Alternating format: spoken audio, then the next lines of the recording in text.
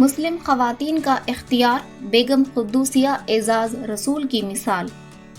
جب مسلم خواتین کے اختیار کی بات کی جاتی ہے اور یہ کہا جاتا ہے کہ مسلم برادری اپنی خواتین کو آگے بڑھنے اور ترقی کرنے کی اجازت نہیں دیتی، تو بیگم قدوسیہ اعزاز رسول کی مثال ان تمام الزامات کا جواب ہے۔ ان کی ترقی اور اختیار کی جدوجہد ہم سب کے لیے ایک سبق ہے۔ وہ صرف ایک رہنما نہیں تھی بلکہ استقامت کی علامت تھی، جنہوں نے ہندوستان میں مسلم خواتین کے کردار کو ایک نئی جہت دی۔ وہ ہندوستان کی تاریخ میں ہمت اور ترقی کی ایک روشن مثال ہیں۔ بطور واحد مسلم خاتون رکن دستور ساز اسمبلی، ان کی خدمات اختیار کے ان اصولوں سے ہم آہنگ ہیں جو معاشرتی رکاوٹوں کو چیلنج کرتے ہیں۔ ان کی زندگی مسلم خواتین کے لیے ایک پیغام ہے کہ وہ عوامی شعبے میں آئیں اور قومی تعمیر میں اپنا جائز مقام حاصل کریں۔ بیگم رسول کا سفر اس دور میں شروع ہوا جب خواتین، خاص طور پر مسلم خواتین، عوامی زندگی میں بہت کم نظر آتی تھیں۔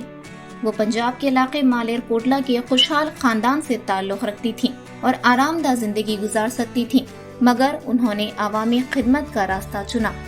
1937 میں انہوں نے روایات کو توڑتے ہوئے یونائیٹڈ پروونسز لیجسلیٹو کونسل کے انتخابات میں غیر محفوظ نشست پر کامیابی حاصل کی اور سیاست میں مسلم خواتین کے لیے ایک نئی راہ ہموار کی۔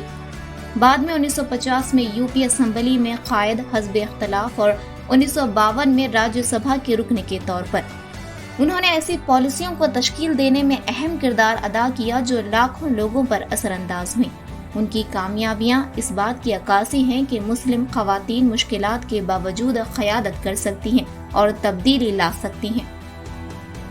بیگم رسول کی زندگی معاشرتی رکاوٹوں کے خلاف مزاحمت اور عزم کی ایک داستان ہے۔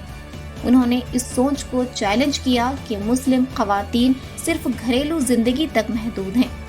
دستور ساز اسمبلی میں ان کے الفاظ، ریزرویشن ایک خود تباہ کن ہتھیار ہے جو اقلیتوں کو ہمیشہ کے لیے اکثریت سے الگ کر دیتا ہے۔ ان کی ایک متحد اور سیکولر ہندوستان کے نظریے کی عکاسی کرتے ہیں جہاں تمام برادریاں اعتماد اور ہم آہنگی کے ساتھ رہ سکیں۔ انہوں نے مسلمانوں کو علیحدگی پسند ترک کرنے اور جمہوری اور جامع قوم کی تعمیر میں فعال کردار ادا کرنے کی تلقین کی۔ بیگم رسول کی خدمات سیاست سے کہیں آگے ہیں۔ انہوں نے اقلیتوں کے لیے مخصوص ریزرویشن کی مخالفت کی اور ایک متحدہ انتخابی نظام کی حمایت کی جس میں وہ سردار پٹیل جیسے رہنماؤں کے ہم خیال تھیں۔ ان کا یہ موقف انقلابی تھا کیونکہ وہ چاہتی تھیں کہ مسلمان علیحدگی کے بجائے باہمی بھروسے اور ہم آہنگی پر انحصار کریں۔ فرقہ وارانہ کشیدگی کے دور میں ان کے جرأت مندانہ فیصلے ہندوستان کے اتحاد اور سالمیت کے لیے ان کی غیر متزلزل وابستگی کو ظاہر کرتے ہیں۔ آج کے دور میں مسلم خواتین کے لیے بیگم رسول کی زندگی ایک تحریک کا ذریعہ ہے۔ سیاست میں ان کی قیادت، خواتین کے حقوق کے لیے ان کی وکالت اور تقریباً 2 دہائیوں تک انڈین وومنز ہاکی فیڈریشن کی صدر کے طور پر ان کا کردار ان کی ہمہ جہت خدمات کی نشاندہی کرتا ہے۔ 2000 میں پدم بھوشن کے اعزاز سے نوازا جانا ان کے پائیدار ورثے کی ایک علامت ہے۔ آج کی مسلم خواتین کے لیے ان کی کہانی ایک عملی پیغام ہے کہ وہ آگے آئیں، اپنی صلاحیتوں کا استعمال کریں اور قومی ترقی میں اپنا حصہ ڈالیں۔